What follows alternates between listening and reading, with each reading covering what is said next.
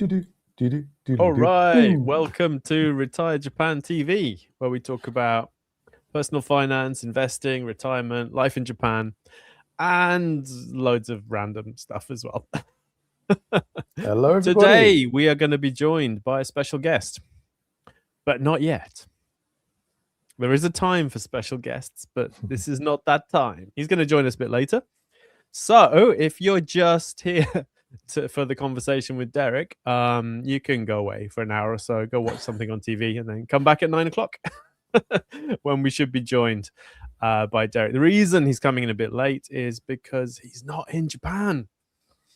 So he's very kindly agreed to get up very early in the morning to talk to us. So we'll be doing that in about an hour's time.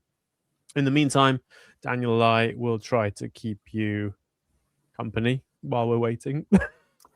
Yep, we got. How are you doing, Daniel? I'm very well, thank you. We got. I was going to say we got lots of good Japan news, but actually it's been quite a quiet month, hasn't it? It has, other than the echo chamber. I can't really remember a lot of news at the moment.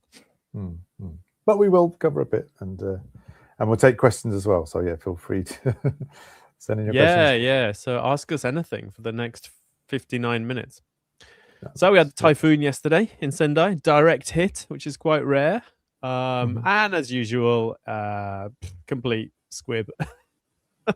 Damp squib, as they say. Well, which is good. So we should be thankful. We had a bit of rain. We had a bit of wind. It was actually kind of nice. Nothing typhoony about it at all. And today we had a bit of rain as well. So hope it was the same for everybody around the country. So we've got Derek coming in later. So shall we just jump straight forward to our usual agenda? And the thing that people always seem to want to hear about is how your naturalization is going. Do you want to talk about that now, or wait till we chat with Derek? Yeah, let's do it. So we're going to be talking to Derek about naturalization. So this might be a nice little warm-up. He just got his call. You get put in a kind of magazine online. There's a little monthly magazine where they list all the new Japanese citizens. And apparently, obviously I haven't experienced this yet, but what happens is the Homokyoku, who handle naturalization, call you up and say, hey, you're going to be in the magazine, so keep an eye out for that. And then you can have a look at it, and then it'll pop up. And then apparently you go in and you do a little ceremony and you get your paperwork. And then you can go and do all your paperwork. There's so much paperwork involved in naturalization. So you need paperwork in order to apply. And then once you've got it, you need to update every single thing to reflect your new name and status and all the rest of it. So. Of course. It's a bit of a pain, apparently. I wonder if, for example, all the financial services used that have taken a copy of your Zairyu card, if they can be forced to actually delete the copies of it. Ooh, you could probably ask them to in writing and see, because of the Personal Information Act and stuff. Good question. And all the hotels that took a look that have not seen my Zairyu card because I do not show it at hotels. But yeah, I'm betting there's at least one bank that's going to try and freeze your account. You think so? Our records tell us that your Zairyu card has now expired. Until you provide the new one, we're not going to open your account up. Like that'd be like, right, yeah, because that would definitely be a computer says no situation, wouldn't it? Like, I don't have a Zairyu card anymore. No, we need to see the new one before we can unfreeze your account. This is an unusual case where we're not very. Yeah. We'll see. Yeah. So yeah, my thing. So I had a meeting last week. I went in for my third meeting with the Homokyoku. Like this is a drawn out process. Went in for my third meeting. Saw my case officer, who's a lovely guy, but he seemed a bit stressed and busy.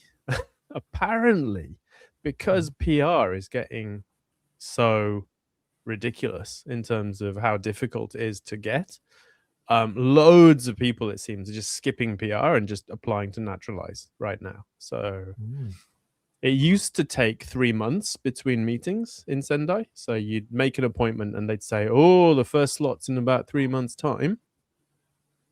At the end of my meeting, they said, oh, come back and talk to us again and we'll go to the next step.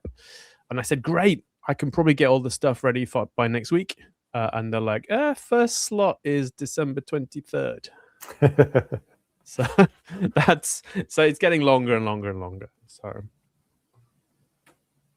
hang on, this coming December, like in 5 months' time. Yeah. December 23rd is the next available slot. Wow. Okay. Well, yeah. Good luck with that. So the meeting went well. I like my case officer. I think he doesn't hate me, unlike the last one. So we had a really nice chat. Went through all my documents. Basically, this third meeting was to prepare all the Japan documents and all the documents you have to write yourself. Right. So there's quite a lot of those. It's mainly tax stuff. And of course, because I'm married, I need to get all my wife's tax stuff. And because she's a sole proprietor, I need to get all her like company tax stuff as well. And that was a real pain. But fortunately, she has an accountant. So I basically gave the accountant the list of stuff and said, could you get this for me? And he did. He was great. So we did all that. I had to write a bunch of things like my CV from birth, like all addresses, all schools, all jobs. Like it was a real pain. I had to make a list of all my overseas trips for the last 10 years. What? Yeah. Fortunately, my passport's about 10 years old. So I was able to look at all the stamps in there, figure out when I'd left Japan, and then try and figure out what the trip was. Because I needed the trip's purpose, who went with me, and where we went. Yeah. Who went with you? That's crazy.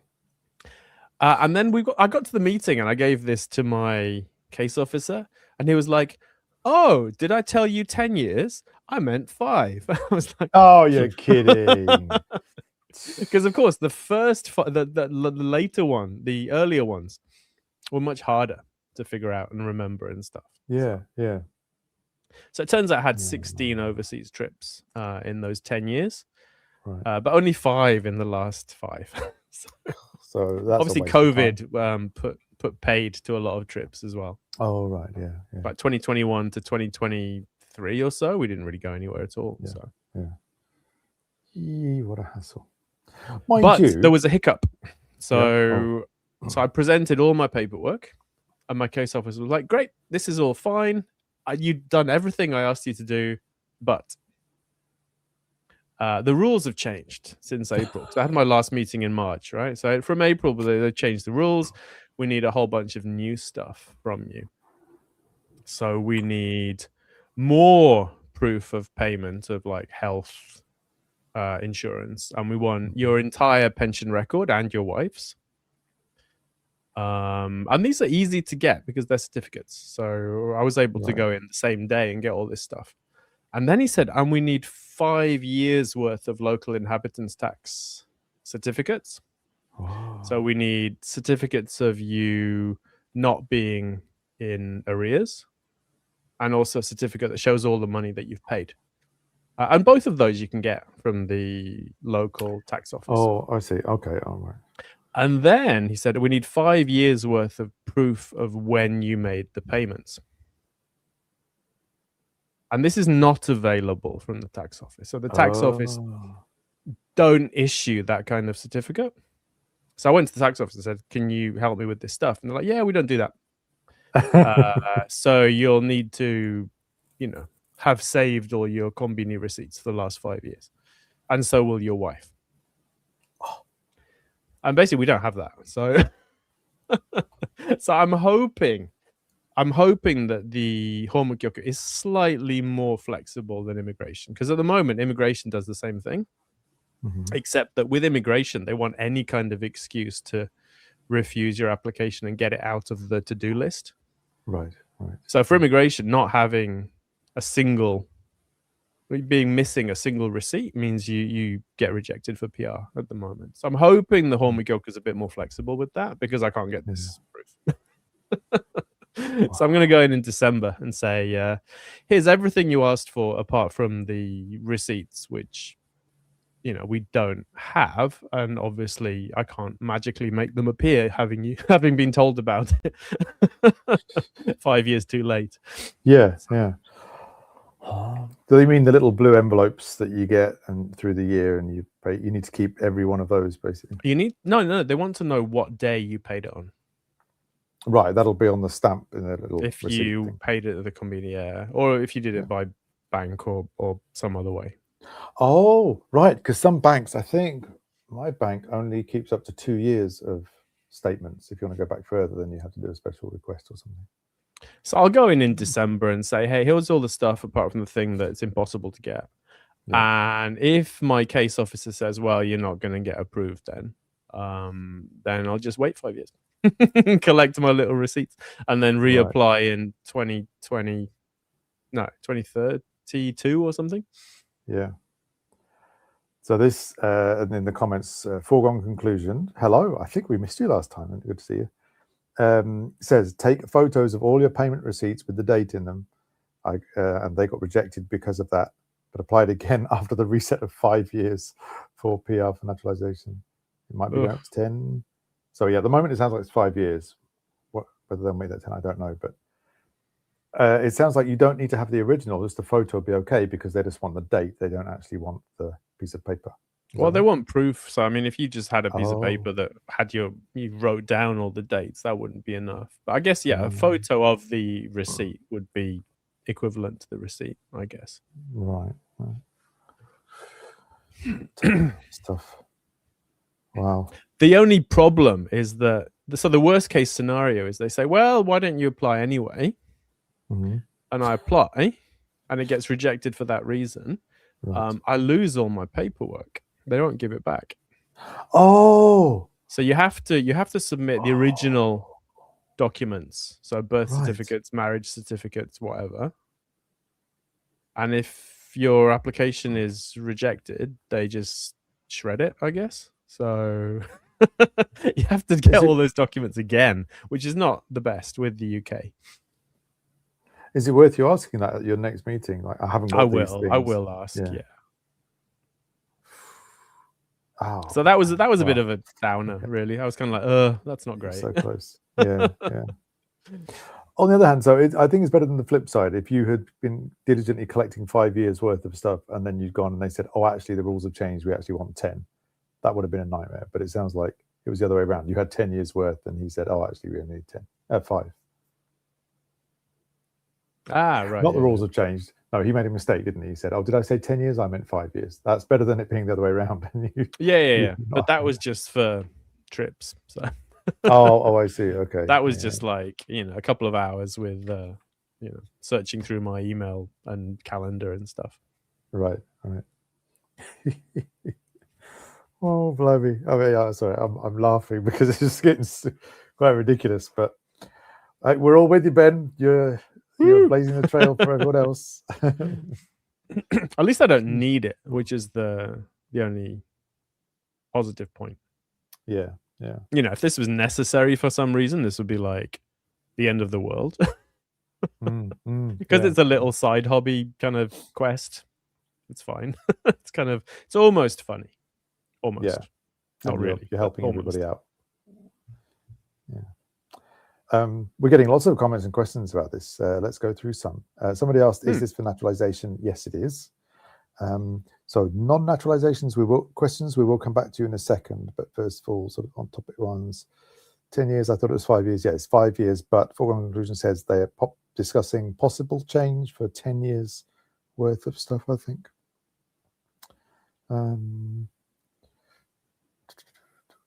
All these changes, and I'm stressed that immigration is still looking at my spouse visa renewal 2 months since I submitted, says K Alexander 9225.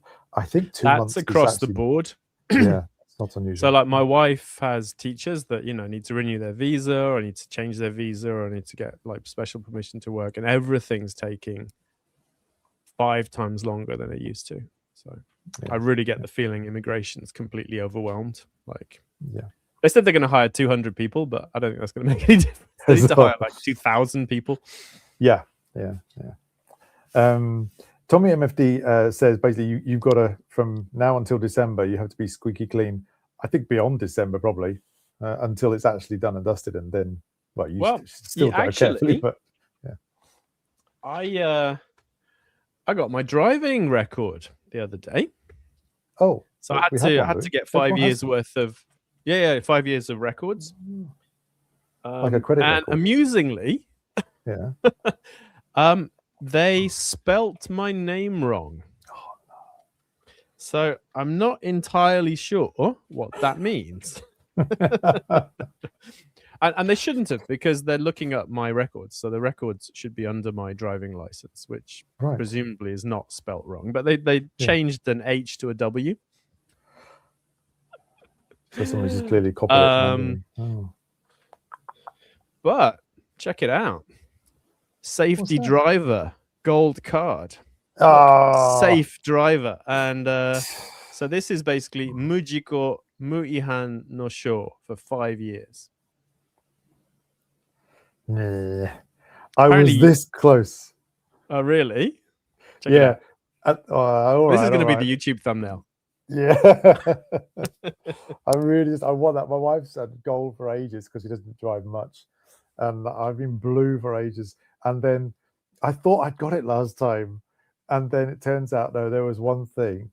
And we were driving, just about to get onto the Kosokudoro, onto the highway. And so the little, like, sort of country road that comes up towards the junction where you get on. And it runs parallel to the Kosokudoro, okay? You're right along here. And then a police car comes past the other way, okay? But just keeps going. Okay, that's cool. And we go up onto the junction and we join it.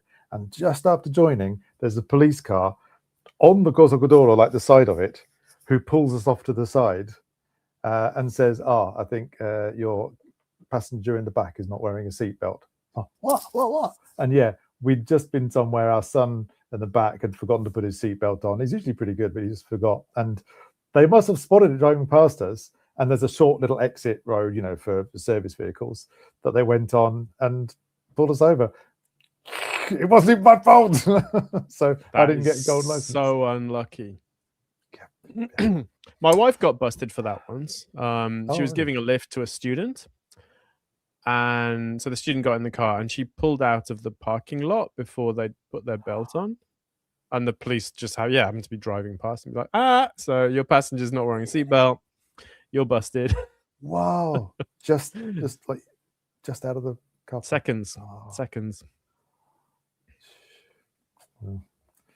Be careful, folks. Be careful. So So anyway. And it's horrible because you don't even, it's not, I mean, it is your responsibility as the driver to make sure that the car is safe, but still. Yes, I hadn't realized it. And, I can't say anything. It's like, I've got, totally. Yeah, we're at fault here. I'm sorry. Paid the fine and just, I wasn't very angry. Yeah. I had a really good near miss once. So my wife's aunt, who died a couple of years ago, but I loved her. She was such a cool person. She's tiny. She's like, 140 centimeters or something. Wow. Like 90 odd years old, but completely sharp as a tack and amazing. So we were giving her a lift to go and visit the family grave. And we were driving on the highway to get to there. And I was overtaking someone on the highway. And this car pulled out behind me. So I moved across to let them pass because I'm a kind and good driver. And that was the second they put their lights on. It was an undercover police car. Right. But because I'd moved out of the way, they weren't able to clock me because the way they clock speed is they match your speed. And they go off whatever that is. So there's no radars or anything. They're just matching your speed, and then they use their speedometer to calculate your speed. But I got out of the way just before they did that. So they put the lights on and pulled us over and came up and said, you seem to be going quite fast. And my wife's aunt was like, how fast was he going? And they couldn't see her because she was really small. So there's like the voice from the back of the car. And she hates the police. Like, she used to get speeding tickets all the time. So it was amazing. And they were like, we're gonna let you off this time. Wow, that never happens. Blimey. Well, because they didn't have a reading, so Right. they had no proof of whatever speed we were doing. Wow. Lucky Well, escape. lucky you. Yeah. I'm thinking about Derek, and we've got to make sure we get through things before we chat with him. So let's look at some more questions. And this is a good point here for conclusion. Again, saying, how about proving that you have a higher salary than the average Japanese salary is? And this links to an earlier question, which was, is $5,000 a month enough to live on in Japan? From Butt Nugget Man. Well, I saw this in the news, and there are proposed changes. I don't think it's actually law yet, where they're going to require that you prove your income is greater than the average, basically, of Japanese. I thought it was household income. It is, rather than individual. It is, okay. But it's scaled to the number of members in the household. Oh, I see. Apparently. Okay. Right. Okay. But it's a proposal, and that's for permanent residency. That's not for naturalization yet. Ah, I see. Okay. Although I'm sure it will, because every time they change PR, someone goes, it's easier to naturalize, and therefore they try and make naturalization more difficult as well. Right. Yeah. Okay. So we're in this kind of arms race of how strict can we be? Yeah. I did look at that. $5,000 a month in Japan, easy. Yes. That's about twice. It's about twice the median household income, not the average. The average is a bit higher. Yeah. But yeah, it should be plenty to live on, assuming you have a reasonable kind of middle class, normal lifestyle. Yeah. So do you think they'll take the median or the mean average? We don't know. It's a proposal, so there's no concrete numbers. It hasn't even been approved yet. So yeah. Okay.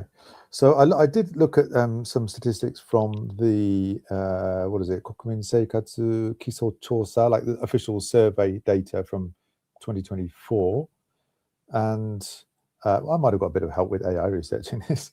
The average income for an individual, the mean, was 478 man. So what's that? 4 million, about 4.8 million, and then the average household income was about 5.8 million. So if you're converting that to dollars, it's going to be what, $3,000-ish per month, and that's the average. So if you are asking to live on $5,000 a month, then yes, I'd say that's a very nice income actually in Japan. Yeah, it's great. And then there's questions like, what are they going to do this regionally? Because if they don't, it's ridiculous, right? Yeah, you're going to treat people in Tokyo the same as people in Aomori. Right. Yeah. But still, we'll see. We don't know, because all we've got to go off are like proposals and leaks and Minister Onoda posting on X all the time. Yes. Which we'll come back to. Right. Okay. A question from Arslan Japan. Hello. Looks like a new name. How about the language test or the interview?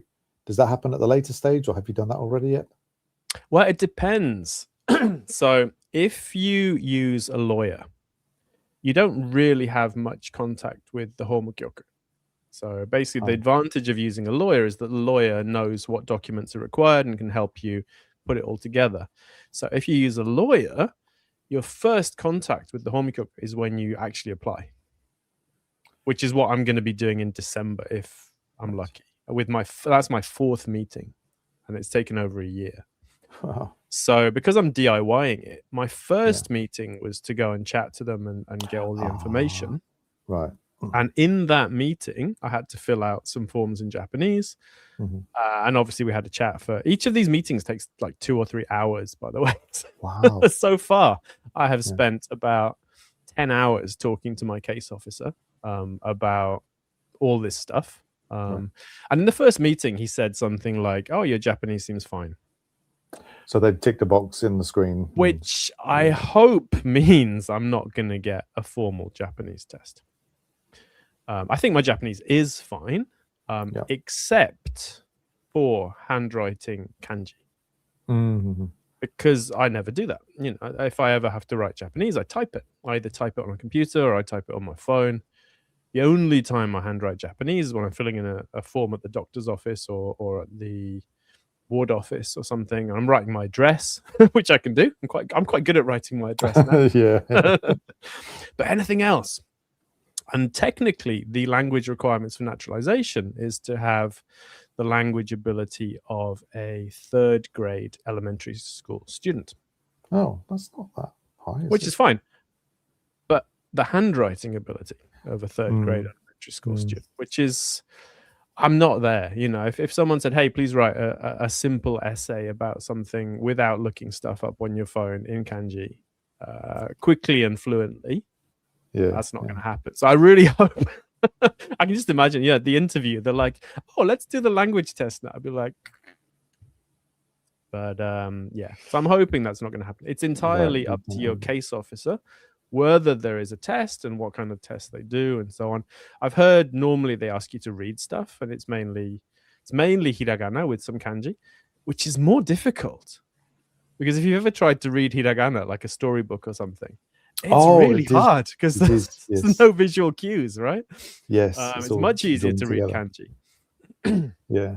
And then they might ask you to write the hiragana for some kanji or vice versa, and then maybe write something. So those are the kind of tests I've heard mentioned. Yeah. Okay.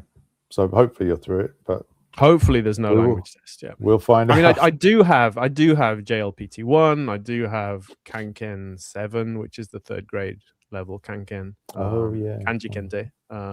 So I don't know if that makes a difference or not. Yeah. So we're going to have to make a season 4 of RetireJapan TV, aren't we? Until this is season 4. So 5. I meant 5. Season 5. So yeah, apparently we're going to be back in November. This is the last episode of season 4.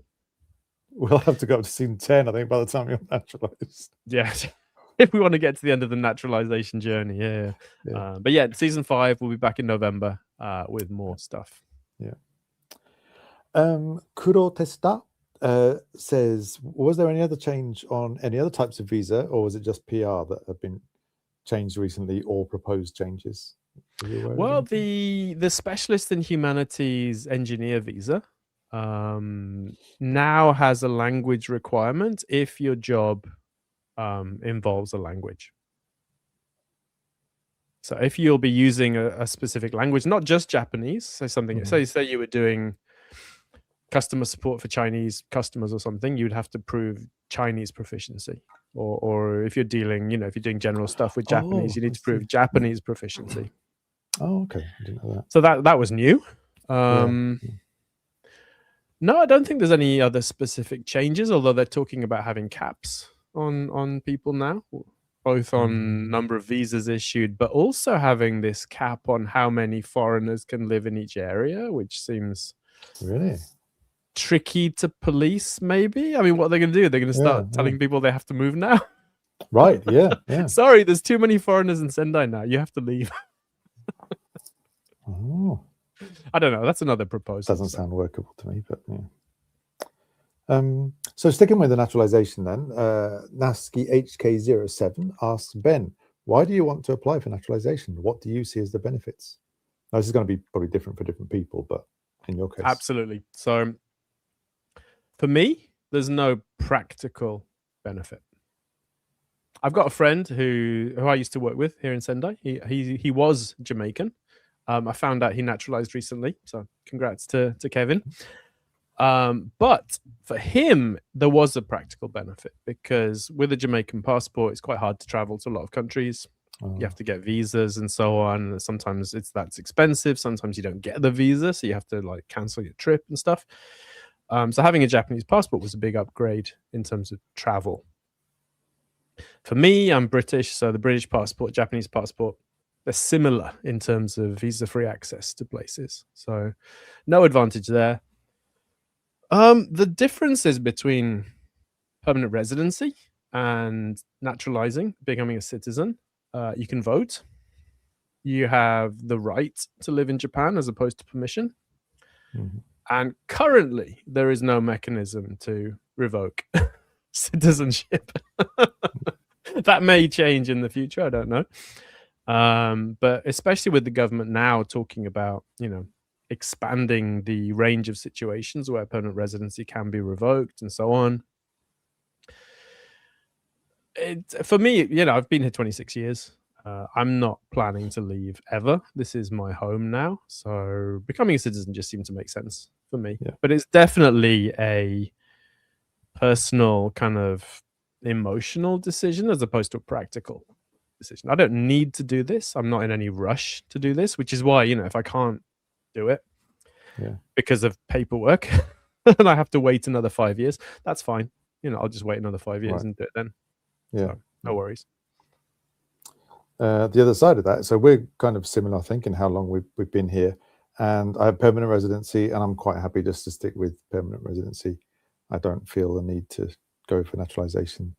Yeah, most people are the same, I think. Yeah. I'm married to a Japanese citizen, though. Maybe that helps. If, like, as we saw in COVID, where they weren't letting permanent residents back in. Yeah. Anyway, a couple of other questions. We talked about the income required for the permanent residency. That's another proposal, isn't it? It's not a definite yet, but it's pretty likely, I think. And they're asking, is that salary or salary with capital gains, net worth taken into account? I don't think net worth. Oh no, net worth. I think it is taken into account, but in a very sort of subjective. If you can prove that you have enough funds to live on for a long time, or no, what was it? If your pension, enough funds to cover your pension, I think that's how they phrased it. So yeah, there were two financial benchmarks they were talking about. One was salary or income, and I don't think you can use net worth to supplement that. The other was your projected pension. So you need to have a projected pension equivalent to paying Kosei Nenkin for 30 years, which what a normal kind of middle class person in Japan would get in retirement. But for that, you can use your net worth to supplement it. So if your projected pension is not enough, you could say, hey, I've got all these investments in NISA, I've got Ideco, and I will be able to support myself in retirement. Right. So for that one, you can use your money, savings, investments to help. Yeah, I would imagine with net worth, you could say that if it's in a share account and you're getting dividends from that dividend would count as income towards your. Yeah, I mean, basically they'll look at your tax return. Right, yeah. So, which is what we've had to do. We've had to provide our tax returns, and that's how they look at what our income is. So yeah. So again, if you're evading taxes, then your income's going to look a lot smaller, isn't it? That's true. Foregone conclusion asks, do you regret not using a lawyer from the start to get things done quicker?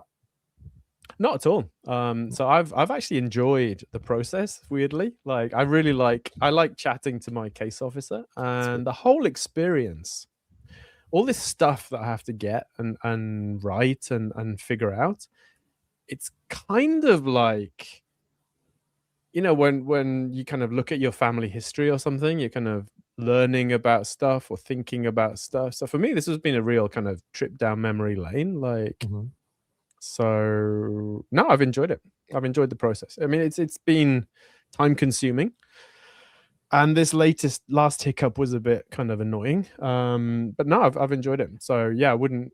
And the thing is, for this, using a lawyer, it might save you a bit of time, but you've still got to get all the documents. You've still got to write everything. The lawyers help you, but they don't really do anything other than reducing the number of times you have to meet with the Homikoku. So I imagine you're much more likely to have to go for a Japanese test if you go through a lawyer as well. Yes, you'd think so. Yeah. Surav4061 says that they've been through the Japanese citizenship application and had a 15-minute test with fill in the blanks, hiragana, katakana, 1 comprehension test, and 3 to 4 open-ended questions to write. So it seems that, KBS Van related, said through the lawyer submitting my JLPT, that's the Japanese language proficiency test, N1, which is the top one, isn't it? Certificate, got me a waiver, apparently, but I was told it's not guaranteed since they reserve the right to request you to read something. So it really sounds like it's up to the case officer to decide, and they've not got like a set level. It's a more like blurry? Are they able to communicate well in society or something like that? And it's up to them to decide. The whole naturalization process is like that. Oh, So there's nothing specific. It's, are you a person of good character and conduct? And they decide what that is. Are you able to support yourself financially? And they decide what that looks like. So it's right. a very subjective process. Yeah. Which I think is why so few people each year go through with it. Right. Yeah. It's less than 10,000 people a year, going back years and years and years. You can look at the figures for each year, and they're always just under 10,000. Okay. So it's possibly capped. Who knows? Well, I mean, they allow you to apply or not. So unlike PR, where anyone can apply, even if they've got no chance of getting it, for naturalizing, you pretty much, if they allow you to apply, you're fairly likely to get it. Unless you've lied on the forms or something. Right. Yeah. There's something like a 5% rejection rate for naturalization. And it's more like 50% for PR now. Right. You mean once you've actually got it, your foot in the door, once and you've you're applied in the process? Yeah. Because they don't want to waste their time spending all these hours with you if they think you're unlikely to get it, I guess. Yeah. Starlight Mist, that's a good name. Naturalizing with my 3 kids. Permanent residency was denied due to low income, 3 million yen a year, family of 5. But my naturalization application looks solid so far. Working with a lawyer, money stretches far outside Tokyo. Yes, it does. So again, this is possibly another sort of point in the favor of naturalization being a tiny bit easier than permanent residency, perhaps. At the moment, not for long. Yeah, that could change. Yeah. That's not going to remain the case. Yes. Yeah, possibly. So naturalizing from the lawyers, and I used to watch a lot of videos on YouTube about this from lawyers and scriveners and people, and it seemed like it used to be similar to PR. So you needed something like 3 million yen a year, plus 500,000 yen per dependent, to get the income requirement. Now that's obviously changing for PR, and I imagine hasn't changed yet for naturalizing, but will change probably in the future. So when everyone else is scrolling TikTok and taking Instagram selfies, you're there browsing Japanese legal videos on YouTube. Yeah. Okay. Actually, I got the stalk from my favorite scrivener guy who's got a stalk in his videos. I was like, I really want one of those. So of course, why not? Right. It's a tribute. It's a tribute to the stalk scrivener. Very nice.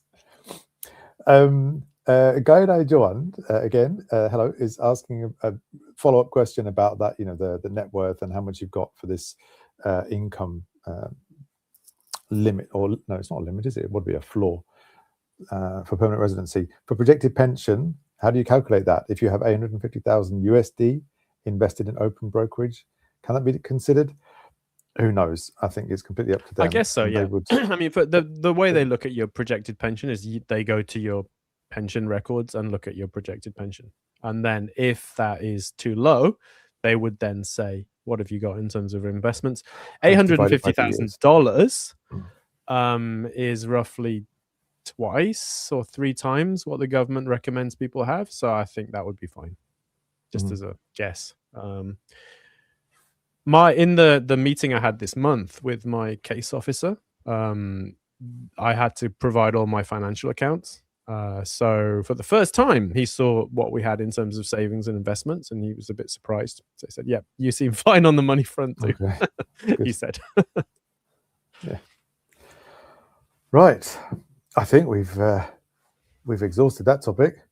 Some great questions and comments. Thank you very much, everybody. Let's move on because we do want to make way. So yeah, in 20 minutes at 9 o'clock Japan time, we'll be saying hello to Derek.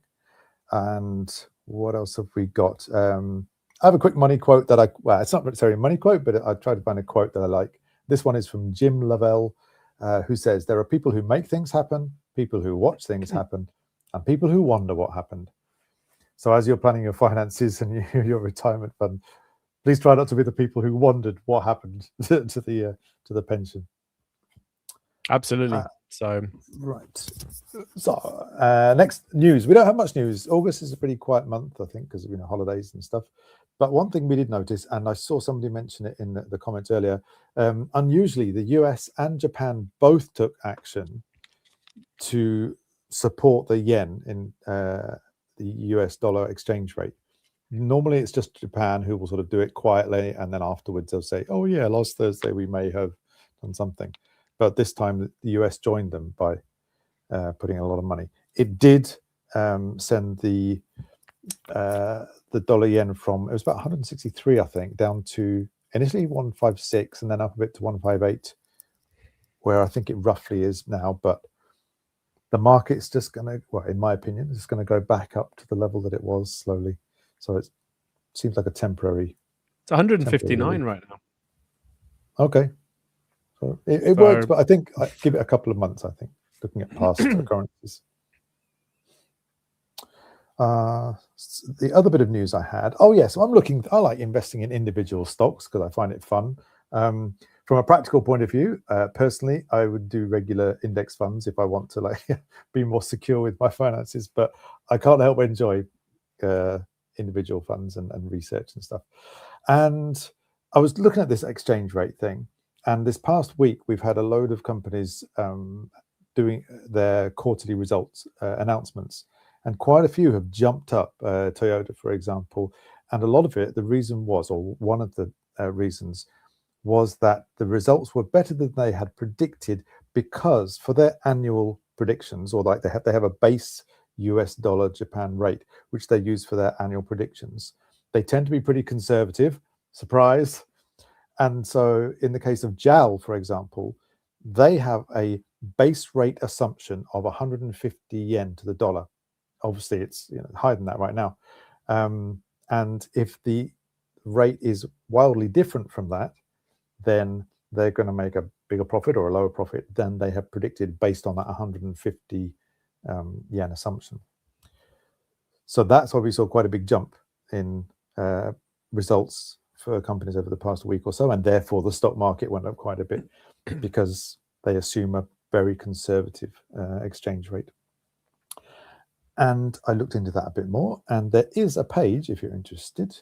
It's in Japanese, but let me put it in the comments here, on moneyworld.jp, and it shows you all the different companies and what like sort of base rate, assumed base rate they use, and it ranges from 160 to 150 generally, and you can see, oh, this company is like really underestimating it, and therefore maybe their profits are likely to be higher than expected when it comes to announcement time.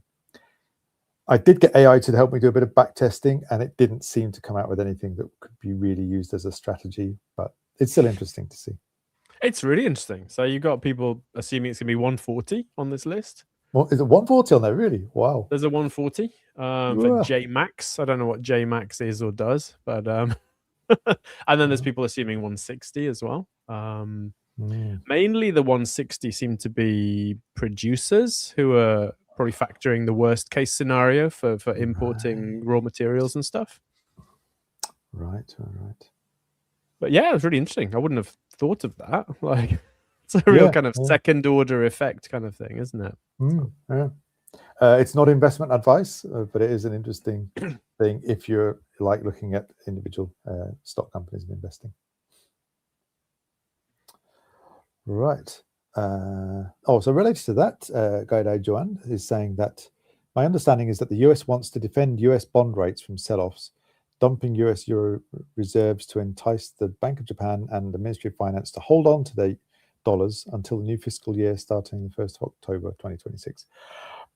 I have no idea if that's what they're thinking or planning. I don't know. Maybe. Yeah. I don't think we're way above my pay grade. Yes. Do you have much discussion on the RetireJapan forums about exchange rates and things like that? Not particularly. I mean, my take is that there's no way of predicting this stuff. So it's not really actionable. Because unless you knew it was going to happen before it happened, then there's not really a lot you can do about it. Other than kind of just thinking in terms of, if this happens, what would that look like for me? And maybe I want to restructure things based on that. Yeah. So you might want to look at, what if the dollar goes to 180? What if the dollar goes to 120? What would those scenarios look like for me? And is there something I want to change to make it less painful? Yeah. They follow up with a comment. Everything that Guy Daijuan has read expects that if monetary policy remains as is, then the Japan-US rate will equalize between 168 to 180. Now, last year on this show, I predicted between 170 and 180 eventual rate, I think, across the next 50 years, and maybe that'll be correct, but I think, within the next few years it will be. I'm not sure now, but definitely I think it'll go up from the current 159 up beyond 160 for sure. That's not investing advice, that's my opinion, and I have been wrong That's before. brutal as well. I mean, for me, it's great. Most of our investments are in foreign assets, so if the yen gets even weaker, we will become better off in yen terms. But for the country, it's I can't see it making things better. Like food prices will go up. It's going to be even more expensive to leave. Yeah, more tourism, more people buying Japanese assets. Right.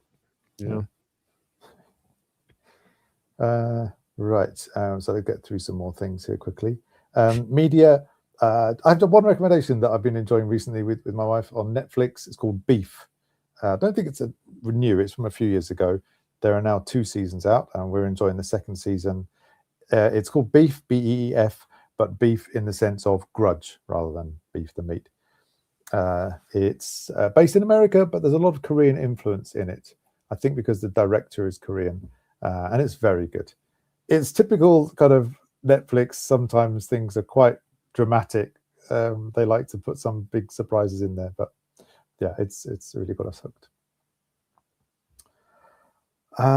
Right.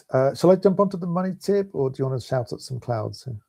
I want to shout at some clouds because it actually answers a couple of questions we've had. Okay. Yeah. Go for it. So we had some questions saying, where are these changes coming from?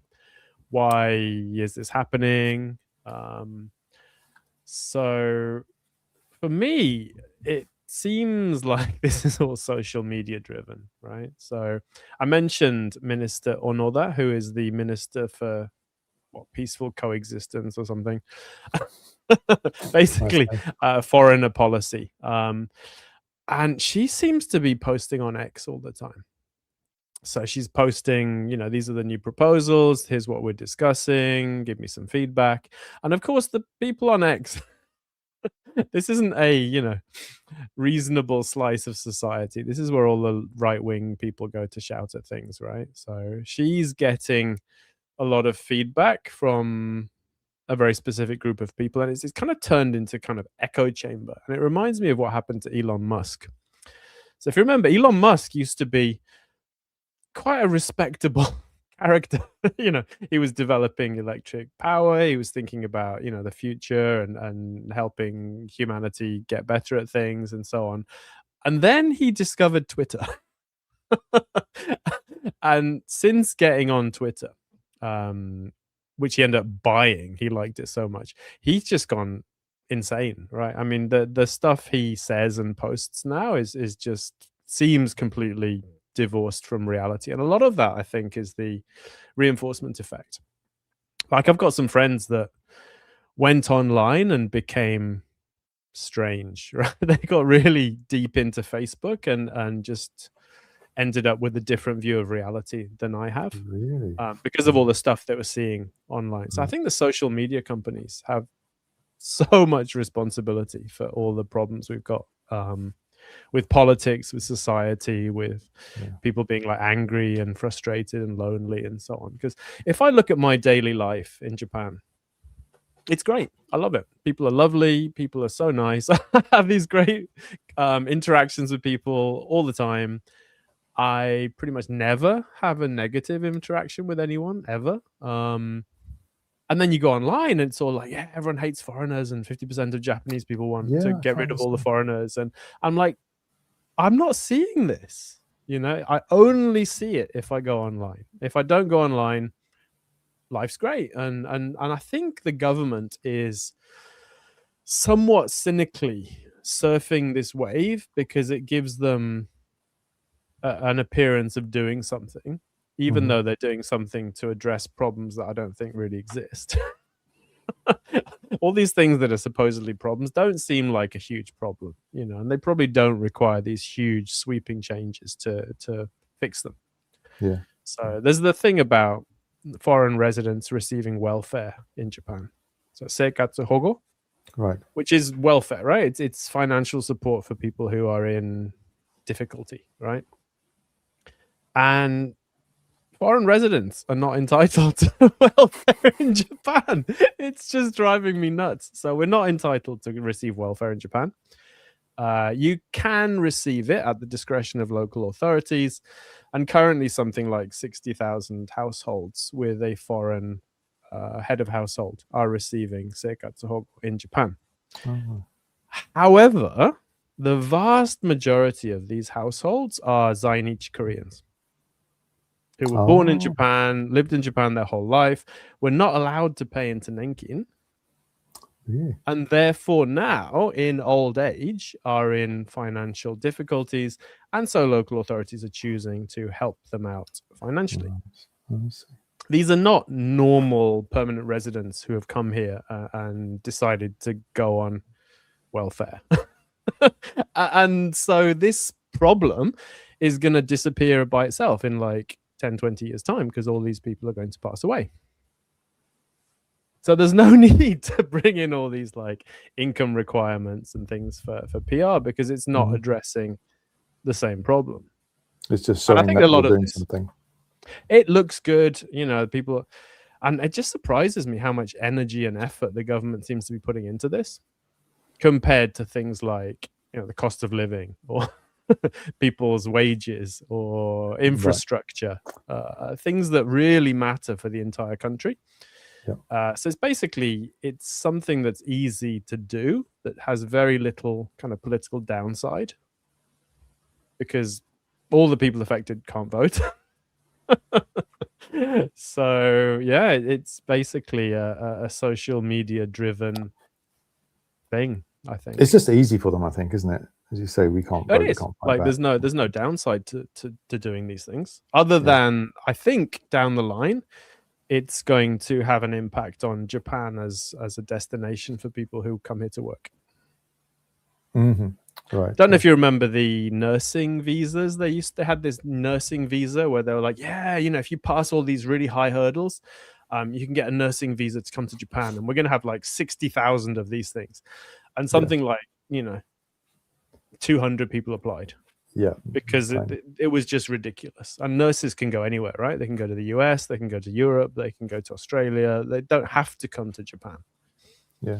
And I think we're going to see the same in a lot of sectors, like, because in the future, people are not going to be keeping immigrants out. They're going to try and recruit them, because there's not going to be enough immigrants because the population is falling everywhere. Right. This has been a message for a long time, but it's like that's long-term thinking, and it's not as easy as short-term. Yeah, crap. we'll see. We'll see. Yeah. That's my rant. Social media. We should just get rid of social media. That's valid. That's a valid rant there.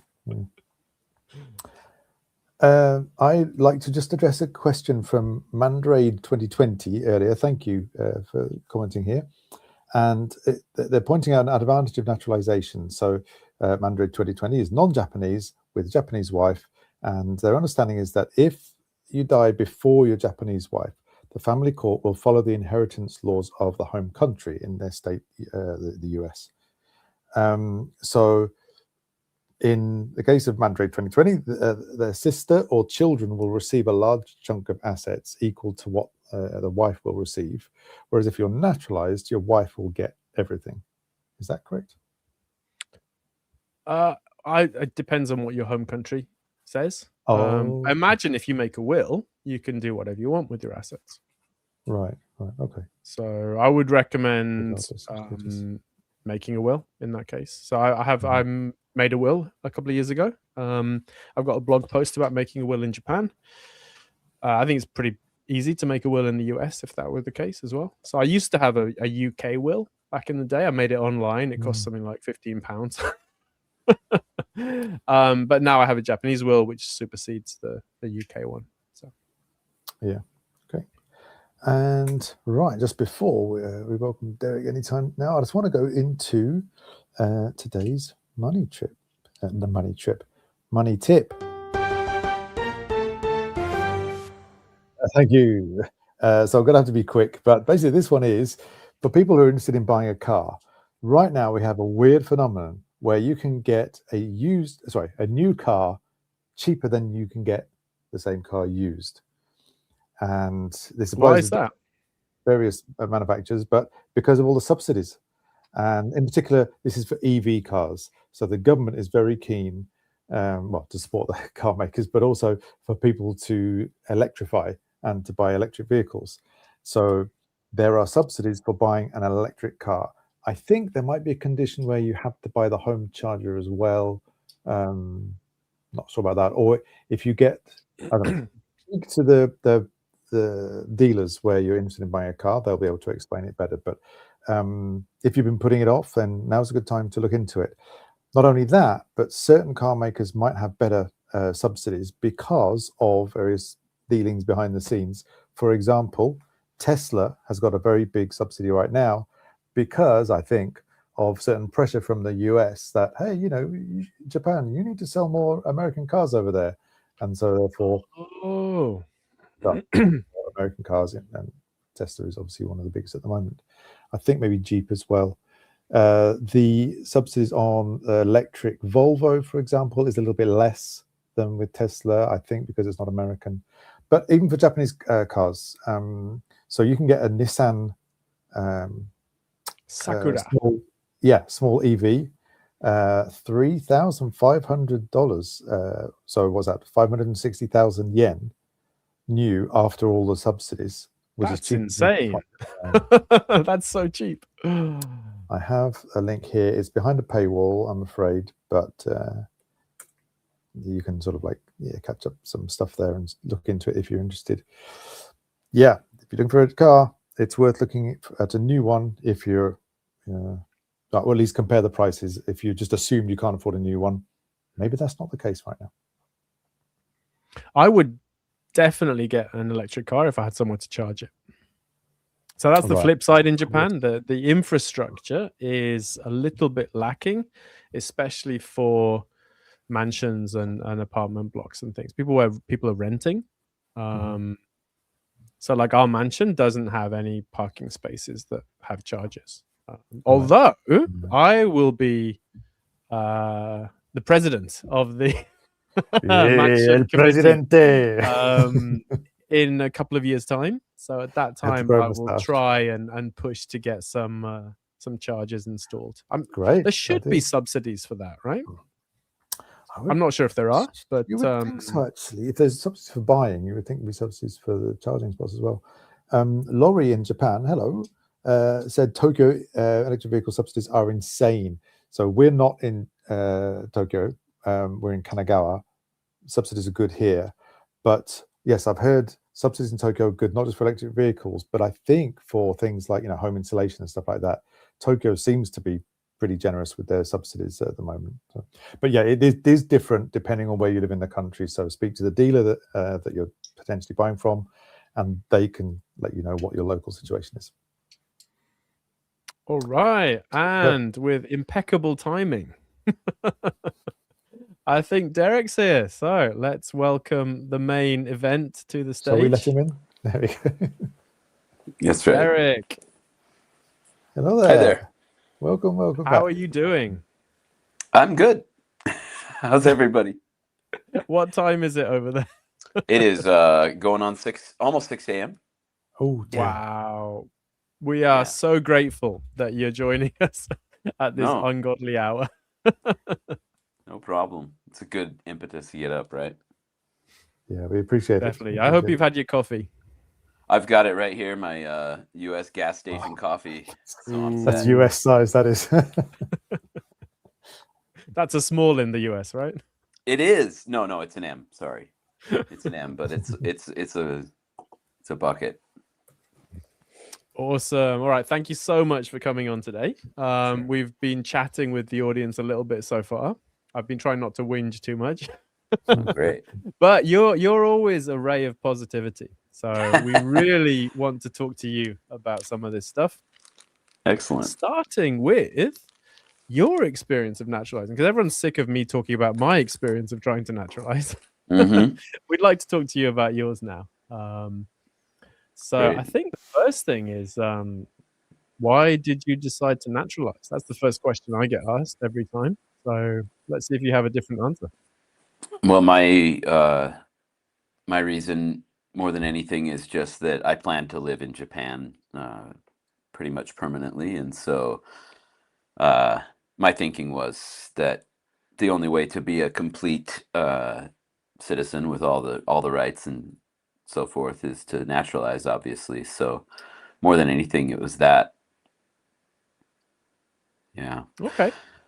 And it's taken you a while to make that decision, right? Yeah, it did. You know, things happen in life, right? And so I guess that was part of it, just being busy.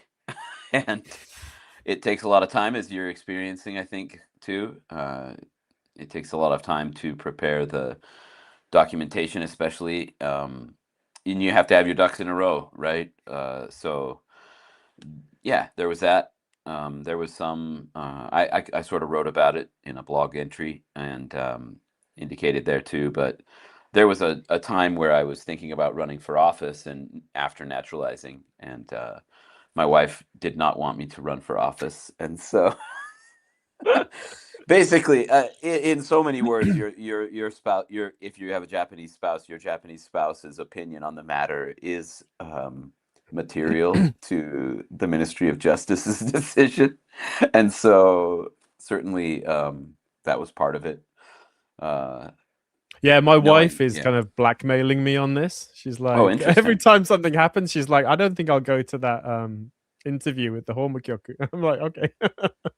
Oh yeah, exactly. I mean, exactly. So, you know, it's funny. This gets into some of the detail of the process, but when my wife was interviewed by the Ministry of, you know, the Home Kyoku, they asked how accurate my estimates of our daily or, you know, life expenses are. And, you know, I don't, she does a lot of the shopping, and I was woefully inaccurate on a little bit of it. And she just had to pass off on my numbers, my terrible numbers. So there was that. Yeah. Yeah, I had trouble with the budgeting part of it. I was like, we Mhm. don't really have a budget, so I'm just going to make up some numbers here that kind of match what our income is supposed to be. So Right. yeah. For those that aren't familiar, I mean, you have to fill out a form that sort of accounts for all of your monthly income and then all of the disposal of that income, including savings or whatever. And so, honestly, I try to work and give you know, I have a company, I have two companies, and I try to just pay myself so I don't have to think about that.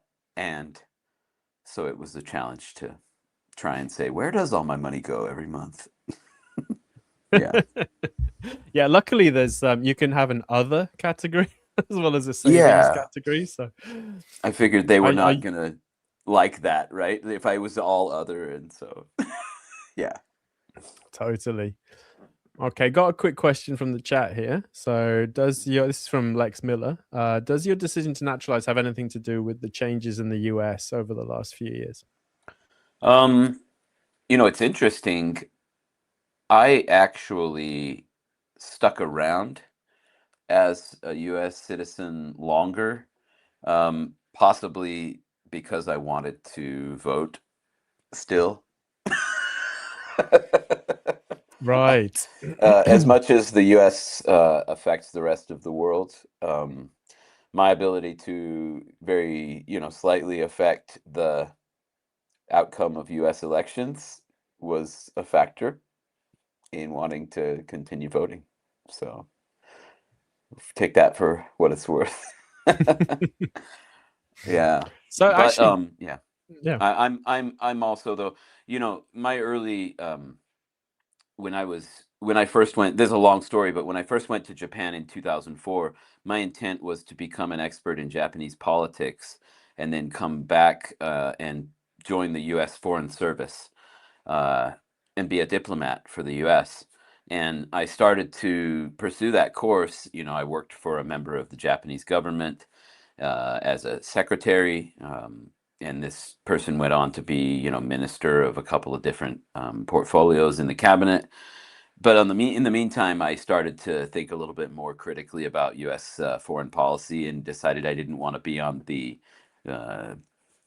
the execution end of it. And so that was a factor in eventually being, permanently in Japan. So there you go. Yeah.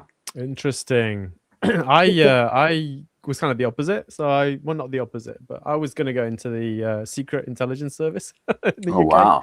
So come to Japan, get some experience here, and then go back and do that. But it ended up not happening, and I'm quite glad it didn't happen.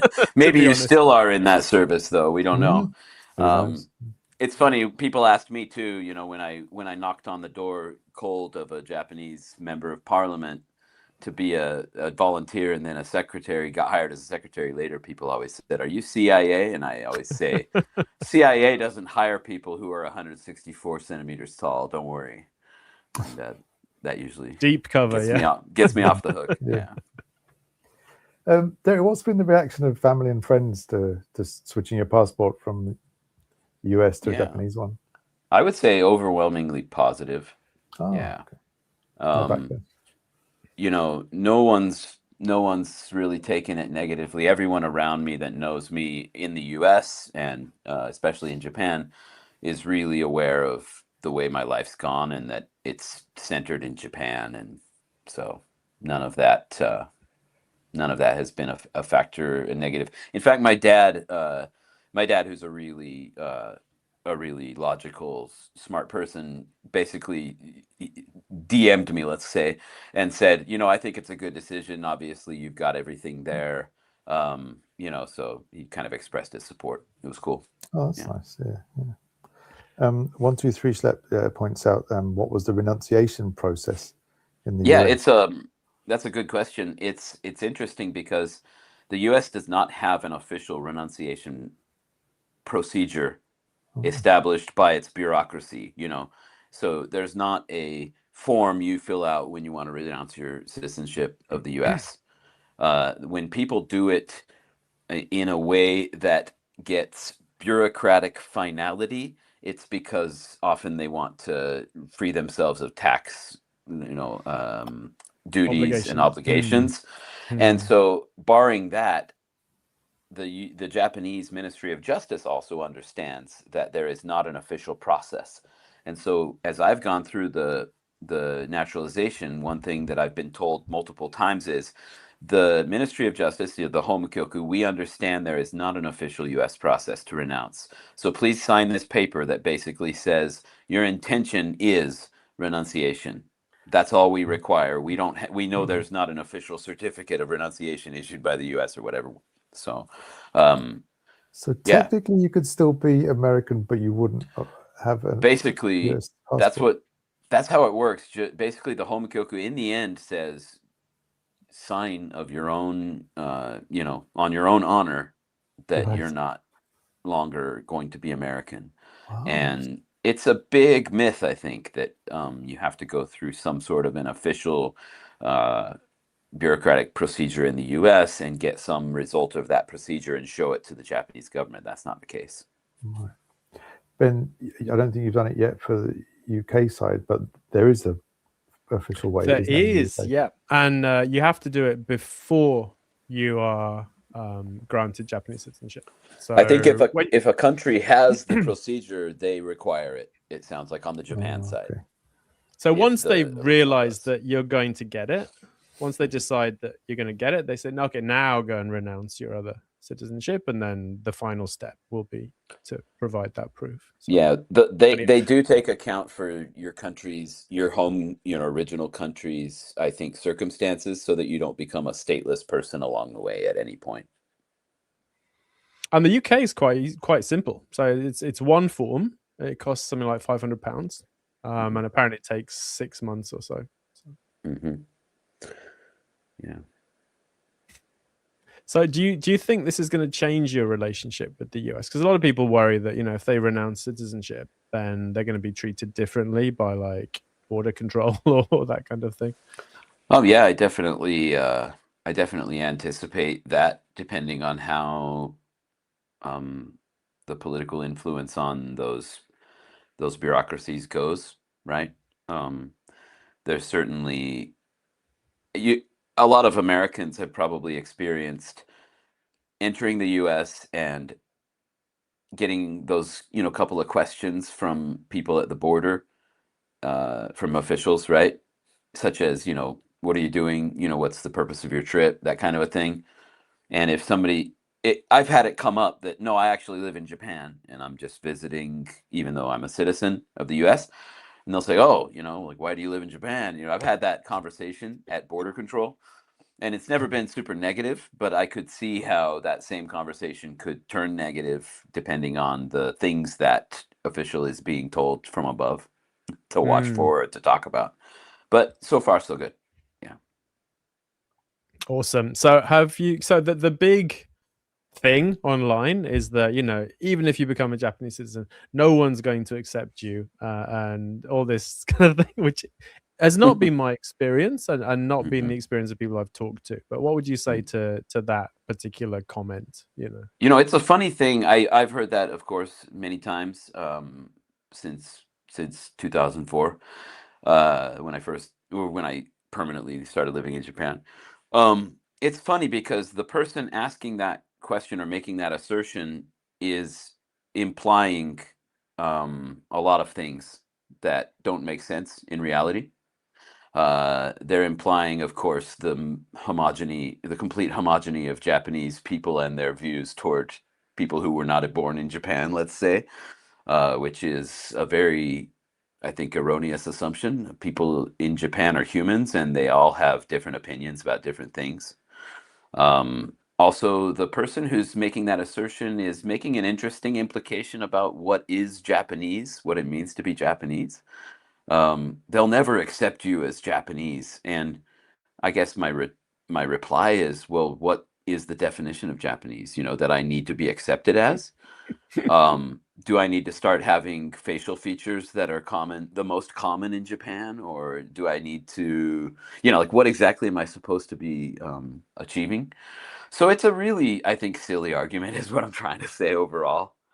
I would just say that, in all honesty, and if you want to take it as a boast, fine. The people in my community maybe they think of me as the foreigner, because of my face, but they interact with me in a way that respects my opinion, that respects my contributions. I haven't had anybody say to me outright, you're not one of us. And so that's all I can give is my experience, right? And sure, I'm the most privileged kind of non-Japanese looking person, right?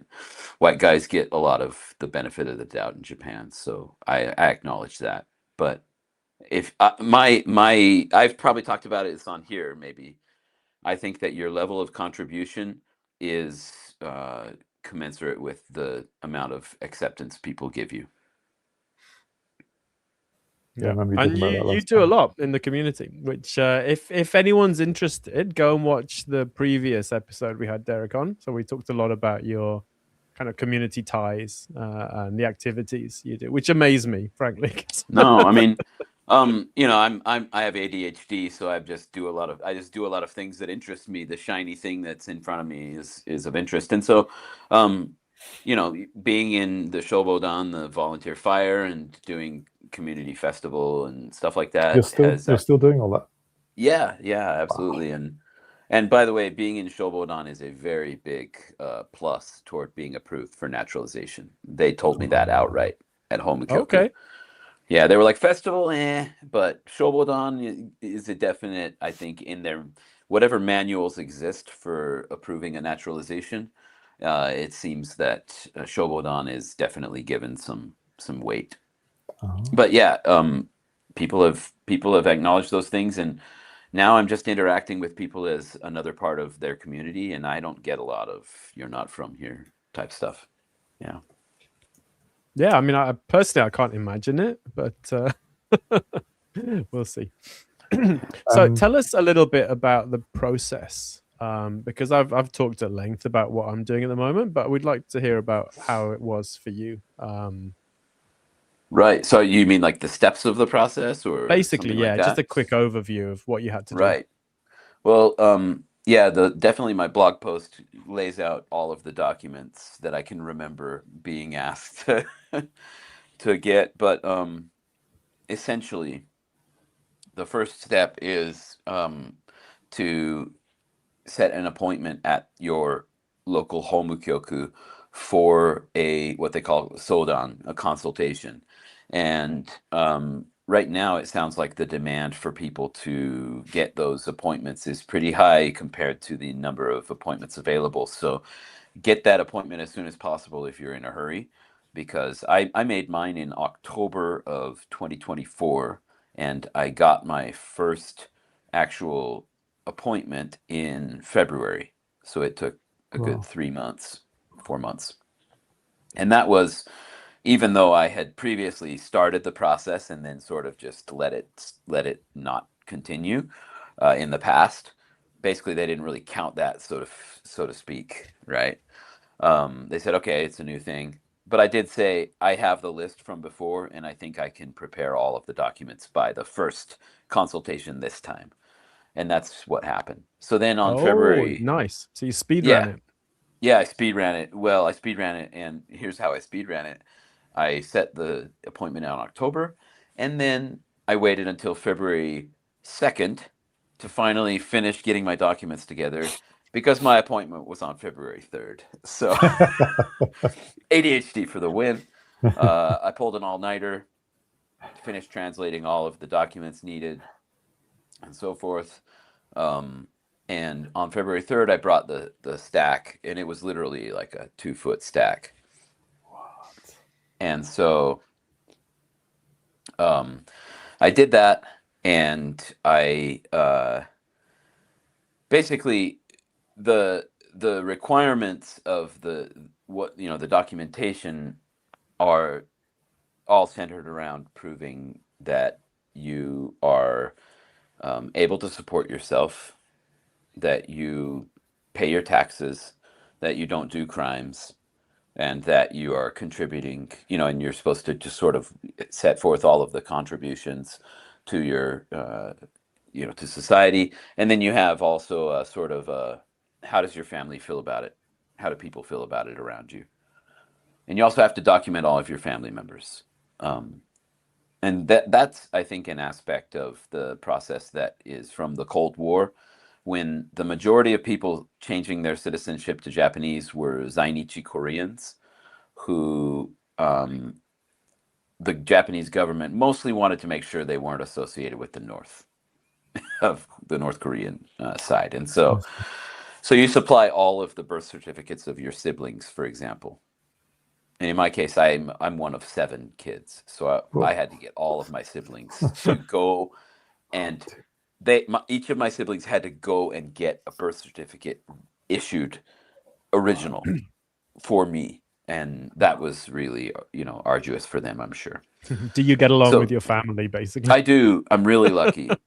And you also on a form have to fill out how each of the people you're listing as relatives feels about your naturalization and whether that person also wants to naturalize.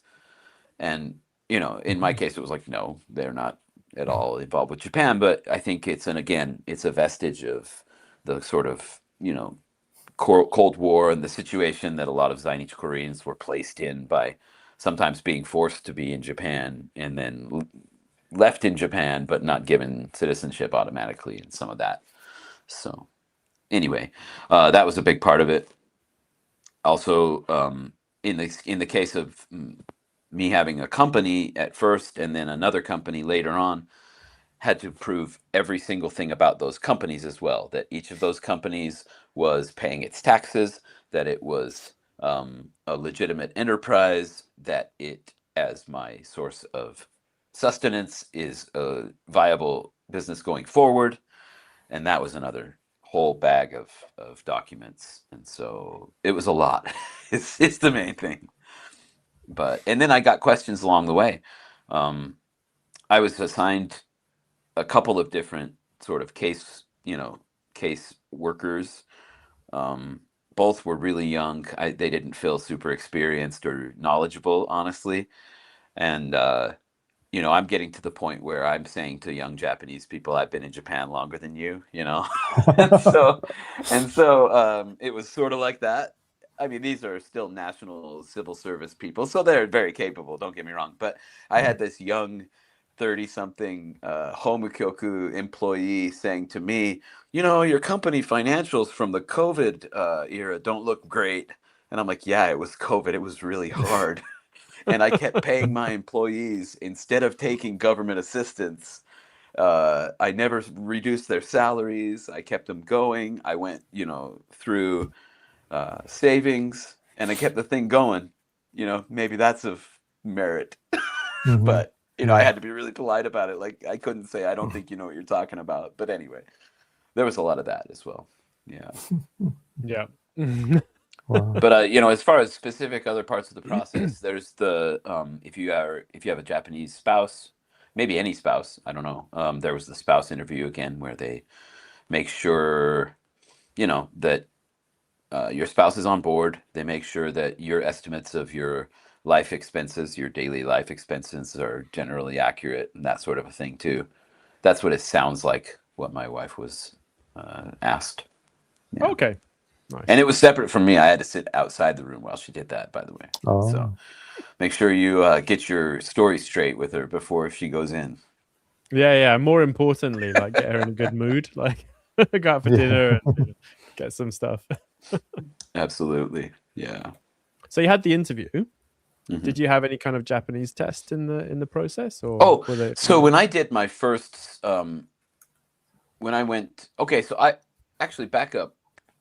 I think I did my first Sodan actually in October, and then my final submission of the package was February.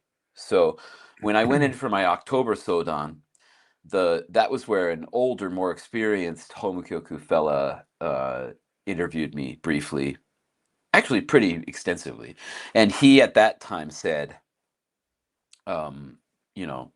here, write this in Japanese. And I had to write some stuff. And he also made me read from a children's book that was all hiragana. So you had the test. Nice. Yeah. I guess that's the test. I don't know. I had the varies, it JLPT seems. 1. Yeah, I had the JLPT level 1 from like 2005, and so, or 6 maybe. And I had to dig up that certificate. My wife dug it up for me. She had kept it for me, and I thought I'd lost it actually. So lucky me there. Yeah, that turned out to matter a lot, I guess. But it's funny because they made me read a hiragana children's book, and I think a lot of you have experienced it. That's a lot harder than reading with kanji, right? It's like much harder, yeah. And so I kind of muddled through that. But I've been a professional interpreter since 2004. So I was trying to express that, hey, I think my Japanese is sufficient. But they still make you go through it. So I think it's like a third grade level, let's call it, a third year in elementary school level of Japanese. Is that what they want? Hey, nice. Congrats. From my stack of documents that I have on my... I love it. Exactly. Yes. Derek, was that earlier on in the process or towards the end? Yes, that was the first time that I met with somebody. And then before the submission of my final package. So I guess the guy was just getting that piece out of the way. I got to back up Laurie's question here in the comments. Do you have to do different voices for the characters? Like, you really have to put some emotion into it? That's so funny. It was like just a few lines too. It was really for mine. It was really perfunctory, and maybe from our conversation, he had understood that. I mean, to be honest, I'm very fluent in Japanese, and so I think that was not. I think he could tell that was not going to be a problem. So for what it's worth. Kabakunga. Kiga. It was just really. Can imagine. Yeah. My case officer said something like, "Oh, your Japanese seems fine," which I'm hoping means I'm not going to have a test. Well, it sounds like they have to check the box somehow, but maybe. So I was still looking for my JLPT level 1 certificate, and so he went ahead and gave me the test to just get the thing, checked off. And then when I brought him the certificate, he was like, "Okay, great," So maybe you've already achieved what he wants. Yeah. Fingers crossed, because I'm not good at writing kanji by hand. There was no kanji writing in my recollection. They made me write some hiragana, and that was also just like kind of like awkward and on the spot. And when people are watching me write anything in Japanese, I have like this complex about it. So, yeah. I had to write a little essay, like, why do you want to naturalize in the first? Oh yeah. You have to do that. Thing. Yeah. It's part of your submission. No, like in the first Sodan. Oh really? No way. Yeah. That's interesting. While being watched as well. Luckily, I'd memorized it because. Is that right? Yeah. That didn't happen for me. I mean, I spoke about it, but in the final package, you have to write, as you know, your official reason for, it's called your dokisho, your motivation for naturalizing, and that is a free form essay, has to be written by you by hand. Yeah. Yeah, I typed it out and then painstakingly took a couple of hours to copy it onto. Yeah, I just gave up. I said, it's going to look bad to me. I don't care. Just, let's just do this. Yeah. Awesome. We had a couple of finance-related questions for you, actually. One is this person's main interest in pursuing naturalization is to break ties with the IRS in the US, which I'm sure a lot of people are considering as well. And then relatedly, somebody says, if it's not a too personal question, did naturalization change your finance plans because of the challenges that US citizens face with investing in financial life in Japan? Yeah, so regarding the first question, let's see. I mean, I think, let's see, let me read it again. Sorry. Oh yeah. So I think if you want to definitively free yourself of US tax obligations in a way that is, final and acknowledged by the US IRS as well, that's where you do the attorneys on the US side, retain legal counsel, get their advice on, find the renunciation lawyers who I'm sure specialists that exist, get them and go through the process with them. That's going to cost, whatever it costs, in order to make sure that the outcome of your process is some certificate that, okay, you're out. And I think that's more costly, right? That's where you have to pay at least, I think it's $2,000 to the US or something, 2,000, and plus whatever attorney's fees is my understanding. So as it stands, do you still have to file US taxes then? I think I'm still on the hook. Now, it's pretty early days since being approved. I was only approved for naturalization in June. And honestly, I've been really busy with work. And so I'm still honoring my obligation as promised to the Japanese government, which was essentially, in so many words, I commit to renounce as soon as I can. And so I am committed to that. And so if somebody wants more finality immediately, I think that going about the process with legal counsel is wise in the US. I had a former colleague here in Sendai who naturalized, which surprised a lot of us because his Japanese was awful. Yeah. Solely to protect his taishokukin from the IRS. Interesting. Yeah. So he naturalized, renounced US citizenship before receiving his taishokukin here so that he could keep it all. Yeah, fair enough. There you go. I honestly don't I don't begrudge anybody's particular reasons for going through the process. And I think that overall the standard of, do you obey the law? Do you are you able to support yourself going forward? Do you pay your taxes and on time? And do you basically, are you making an effort to at least speak the language here in Japan, and that sort of a thing? I don't feel like that's an excessive standard. I think it's pretty logical to say, are you on board with the national sort of program that we've got here?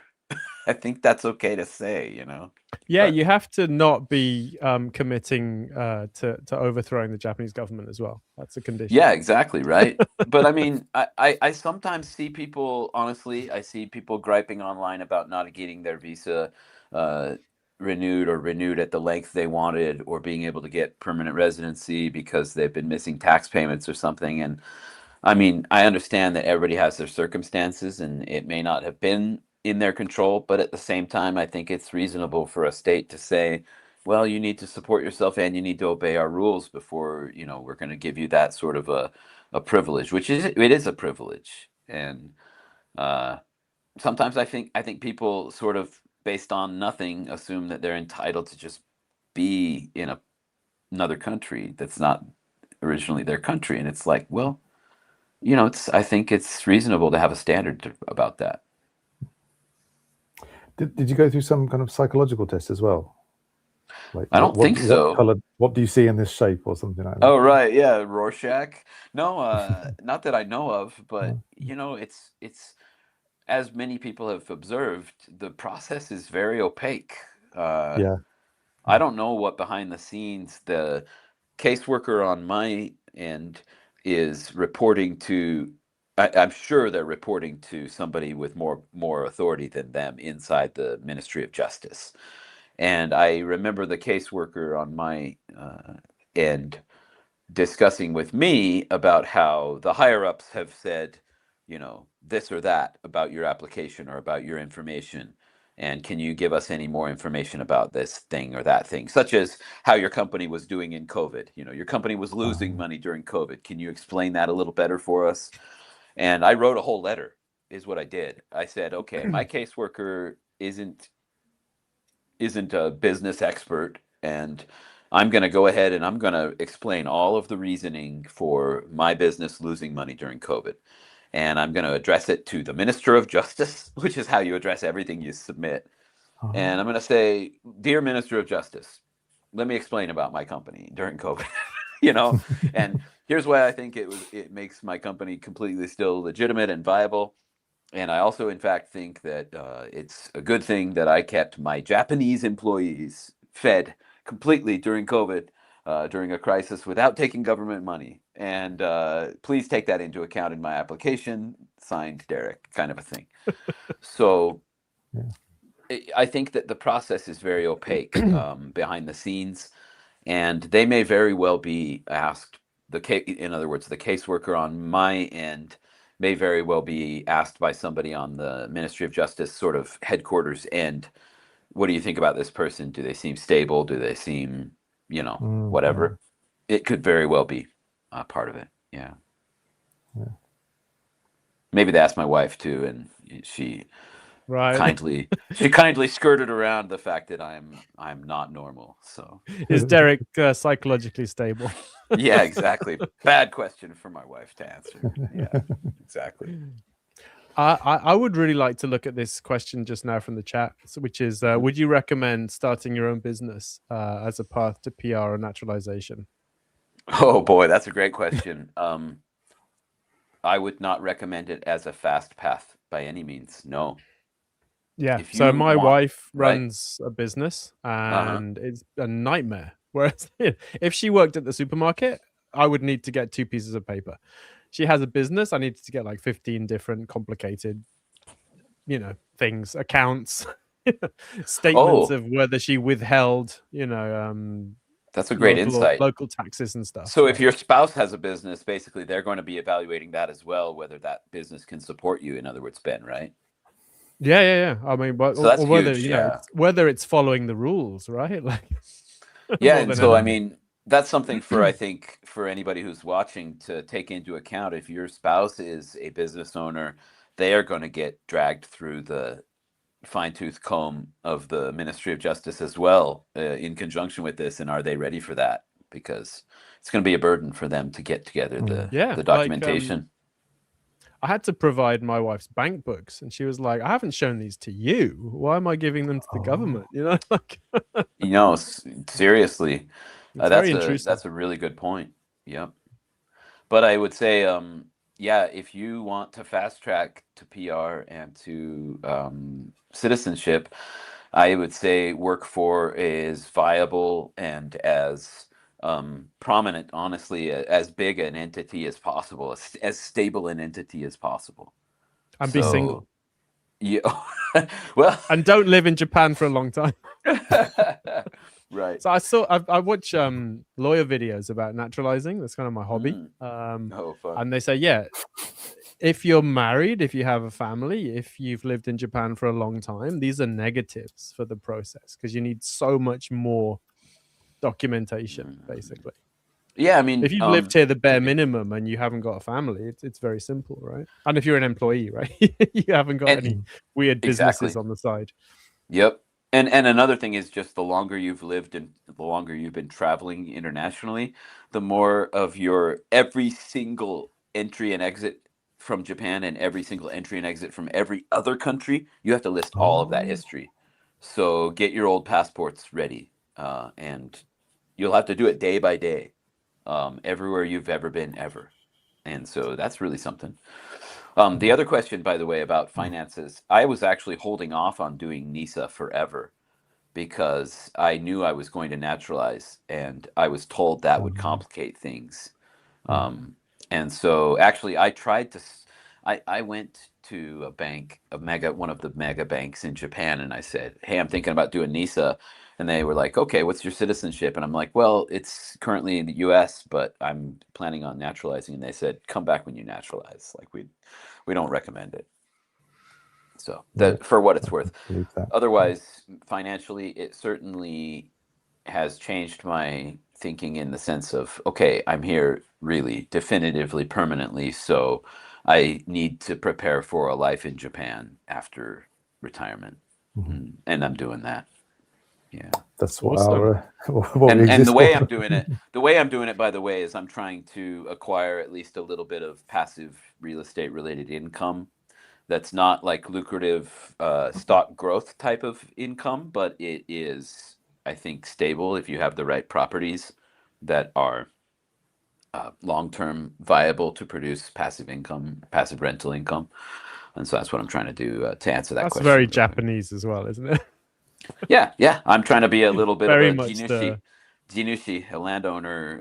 I'm trying to be the landed gentry, but doing it from zero is, it's a challenge. So yeah, it's a lot easier if you inherit all this farmland from like the 40s, right? Oh, seriously, Jinushi is a nice gig if your parents handed you a bunch of property, but managing it is no joke. So I respect everybody that does that too.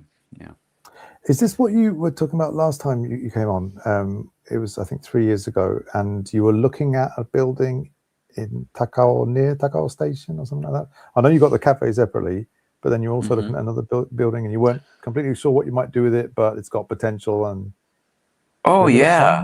and I have to at least say I don't remember what I said 2 weeks ago. So definitely when I came last on here, I might have said all kinds of things that conflict with what I'm saying today, and I apologize. That's just I'm a new person now.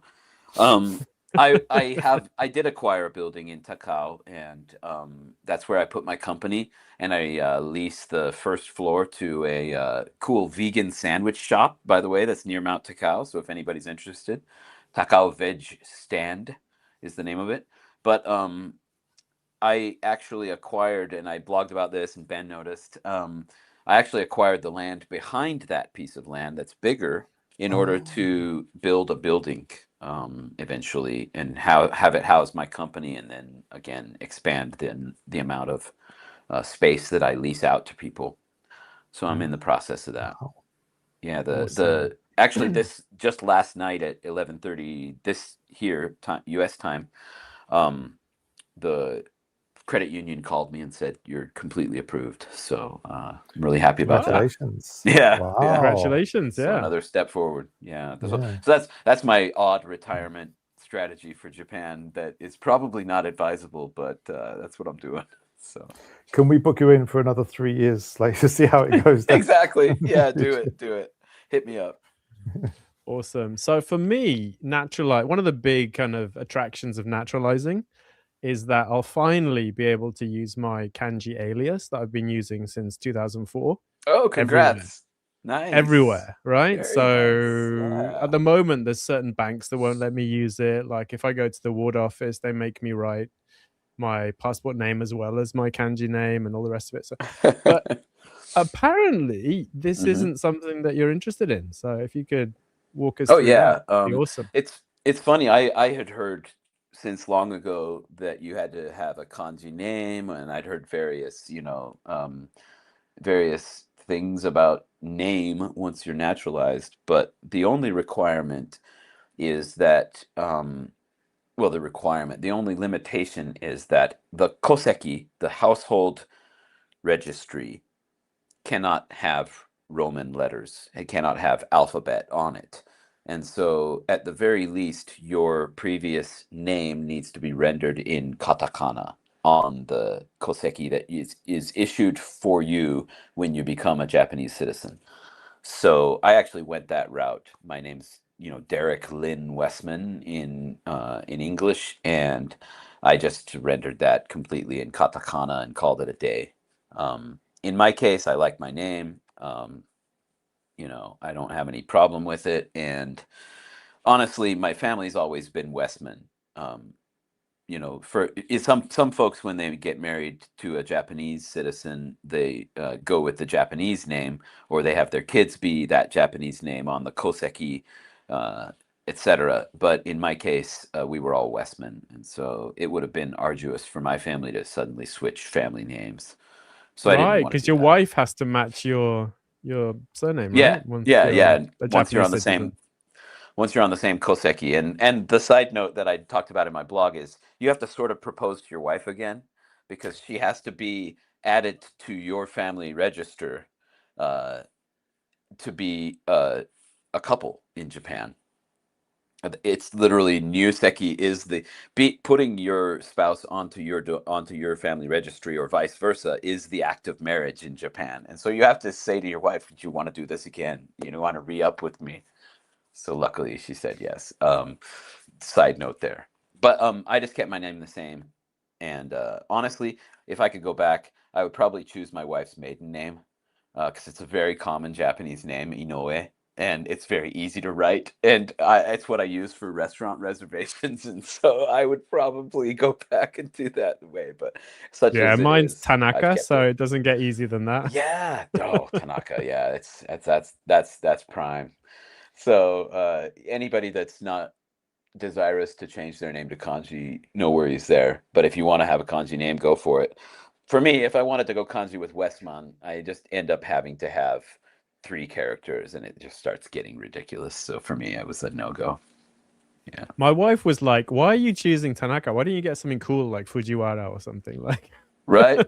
Go for like Yeah. the glamorous kanji name. And I was like, no. I've been using Yeah, this forever. So. I could take the old Lord of Hachioji Castle, Hojo or something, but it would just get silly at some point. You're just cosplaying, in my opinion. So, yeah.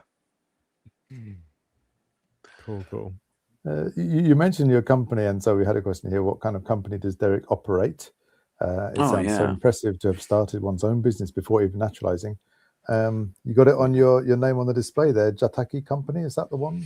Yeah, I started Jataki Company in 2009, and started out, I was a freelance translator and interpreter, and I just thought to myself, I want to start running all of my freelance work through a corporation, because at some point I'm sure I'll want to start one, and I might as well start it early so that it has more years under its belt on paper, And so I went ahead and started that in 2009. And honestly, starting a kabushiki gaisha was an enormous impact on the type of business I was able to get. and it then affected my career a lot. And so I would actually advise, if somebody thinks they're going to start a company, eventually start it early. I started it in 2009 as translation. It then moved to being really interpreting focused, and the type of interpreting was medical device manufacturing and the regulations that are related to it. So if you make a medical device like a syringe in a Japanese factory, but you sell it to the US, you have to obey US laws regarding FDA. So the US FDA will come and they will inspect your factory in Japan to make sure you're making a device safely. And what I do is I started out interpreting these inspections by the US government of Japanese factories, and I became an expert on US regulations and international standards, ISO standards regarding manufacturing of medical devices, and now I consult on that. So I became sort of a regulatory and quality management expert in medical device and some pharmaceutical manufacturing. And so now the bulk of my business is that consulting, and it's gone really well. There's a lot of demand for it. And once you're established there, I imagine it's pretty difficult for other companies to quickly come and compete with you. Oh, yeah, it's interesting. Yeah, but there's a great need for it. And I was able to say to the Homokyoku during my naturalization, I was able to say, look, I'm actually doing a lot to support Japanese industry in the world, in the global, competition. And so it was kind of cool. Yeah. Yeah, must have helped. But in the meantime, the company also does real estate, because my father-in-law, who passed away, was a real estate agent, and so I registered my company as a brokerage so that he could do deals, stuff like that. It still reflects some of my ADHD, the company's diversity of activities, but mainly it's consulting at this time. Yeah, and that's why I'm in the U.S. We have a U.S. company as well that represents Japanese companies as U.S. agent. So.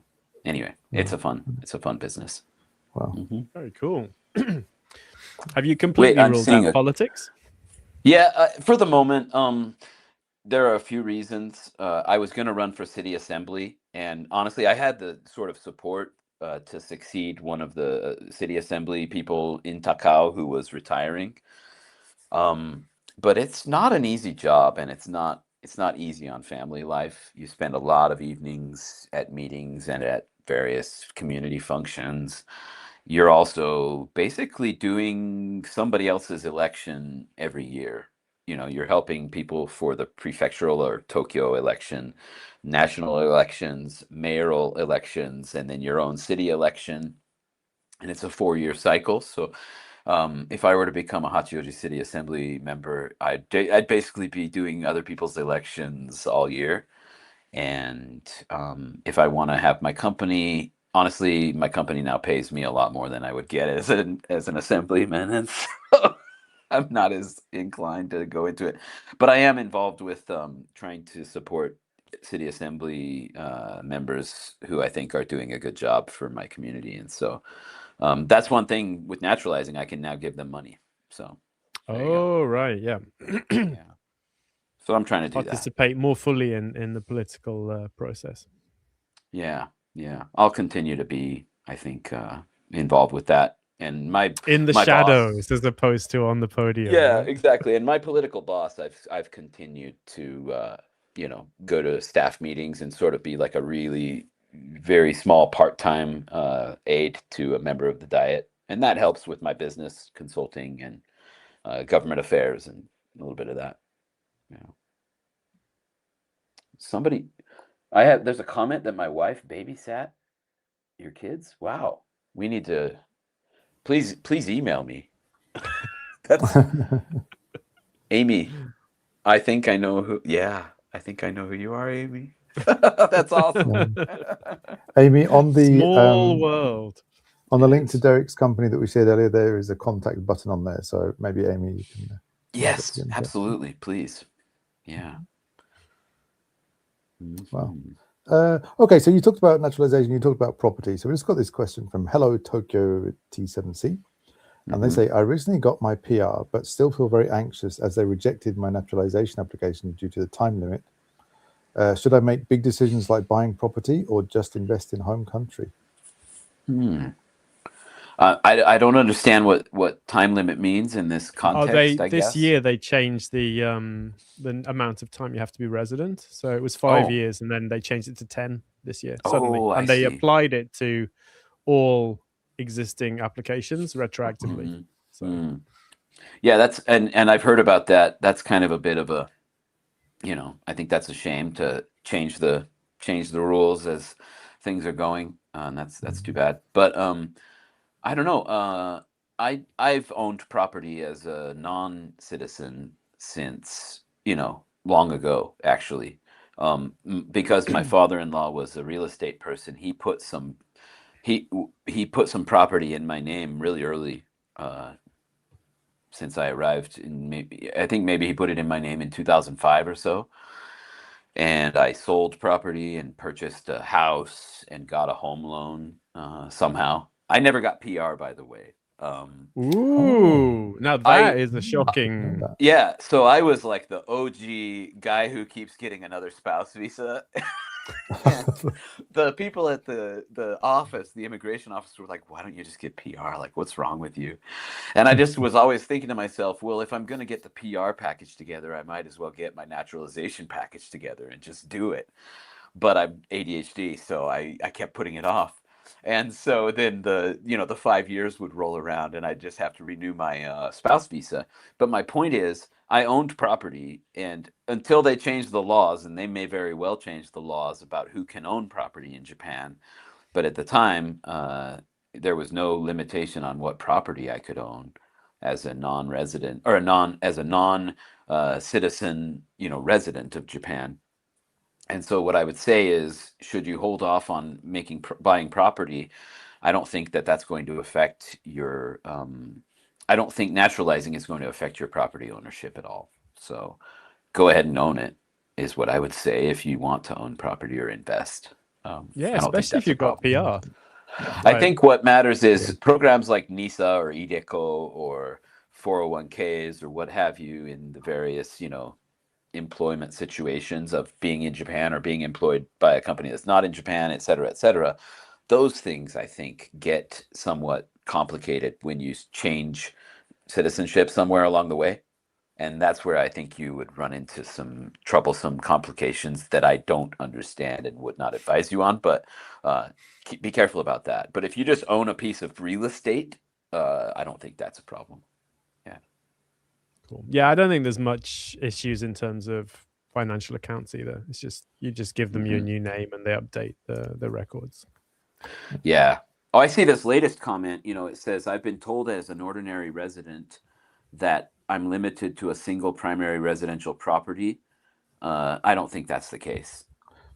Maybe a mortgage. You can only have one primary residential mortgage, but no limits on ownership, right? Yeah, you're lucky if you can have one mortgage, I think, as a non-citizen / PR holder, right? But yes, you should be fine to own as much property as you want under current laws. That's my understanding. Yeah, but multiple home loans, maybe you'd have to be really impressing them to get one. I asked about it once, and they said you've got to pay off the first one first. Yeah, exactly. Yeah, Sean is congratulating me. Thanks, Sean. Sean's a great fella in Nagoya that I've met before. He's fantastic. But yeah, I think and the home loan didn't change much either. But another piece of the naturalization process, just for people's information, as my name officially changed from the alphabet version to the katakana version, I have had to change anything that was in Roman letters, and that includes driver license, it includes all bank accounts, and a few other things. So for what it's worth, you're going to have to go around and do a series of, applications, waiting in the bank lobby for a couple hours, etc. That's kind of a pain. So get ready for that. Thankfully, my car is under my kanji alias. I'm not going to have to change that. Very nice. Very nice. Yes. And company stuff. My company registration, because it's required to be in katakana from the get-go. It was already all katakana. Didn't have to change anything. So Oh, nice. really lucky. Yeah. So there you go. But the mortgage was, of course, at a bank in my Romaji name, so I had to go and say my name has changed. And anything I was a guarantor on. So if you have a small business in Japan that's a corporation, but you're basically the sole owner of it, what you'll find is if that company has loans with banks or credit unions, you're the guarantor of it as an individual. They always say we can't lend to your company unless you, the private person that owns the company, guarantees everything, that is responsible for everything. And so as the responsible guarantor of all my company's little loans for, vehicles or for whatever, I had to notify all of those and change my name on those. Have you finished all that? Yeah, I think I have. I don't think there's anything outstanding. If you have a material change in your name on a lot of, in the case of a lot of corporate registrations and things like that, you actually have to report within a certain number of days if there's a change. So be careful on that. You can't just let it sit. Yeah. Get around to it someday. Yeah. You can't ADHD max on that. You got to get that done. And so either get it done or hire somebody that will. Exactly. And the other thing about naturalization, I did not hire an attorney to do anything. And I think that there are legitimate situations where it's better if you're not, say, able to translate documents for yourself. You can translate documents for yourself, by the way, in the naturalization process now. There was, I think, previously a need to have your translations certified, but I think now the Homukyoku is okay with you just doing your own translations. That's my understanding of it. Ben, maybe Yeah, I you just have had to sign heard the it and same. say translated by Ben. Yeah. Okay, that's it. Yeah. It used to be, I think, that you had to have sort of a, legit translation agency or somebody sign off, which I had as a company, but Me.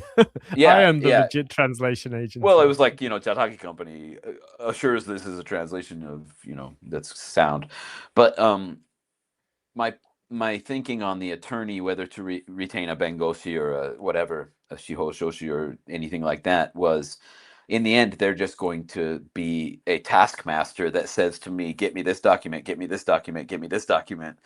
And in the end, it wasn't going to change really very much whether I did it or whether an attorney did it. So I went with just doing it on my own, which led to me having to go all night on February 2nd before my final submission. So in the end, if you have a need to get documents translated and make sure that you have checked all the boxes on the list of things to submit, I think it's totally effective to get an attorney. But in my case, I didn't. In the end, I just had to get myself to do it. So it worked out in the end. So yeah, exactly. But all definitely, if you're just lost on what to do, get an attorney, and they'll take you through the process, I think, and that's great. Yeah. Awesome. All right, we're going to finish up in a couple of minutes, but final question, and it's quite a big one. Okay. What's your advice to people if they want to build a long-term life here in Japan? Yeah, that's a great question, and a lot of aspects I think that I could bring up, but I really would go back to what sort of is my philosophy about Japan. I don't think I don't think that the average Japanese person or the majority of Japanese people are against having people who weren't born here be here permanently. I really do think that in the end, most people look at what your contribution is, and your contribution is rewarded. So my advice is to find where you personally are able to make a contribution and to make it. And if you plan to be here permanently, please pay your health insurance premiums on time. Please pay your taxes and your resident taxes and all of those things. File your taxes on time. because it will absolutely come back to bite you if you are planning to do PR or naturalization. And as you can see, the Japanese government, in response to some sentiment amongst the population, is getting more strict about, they're getting stricter about who gets long-term visas even, and of course permanent residency, and who gets to naturalize.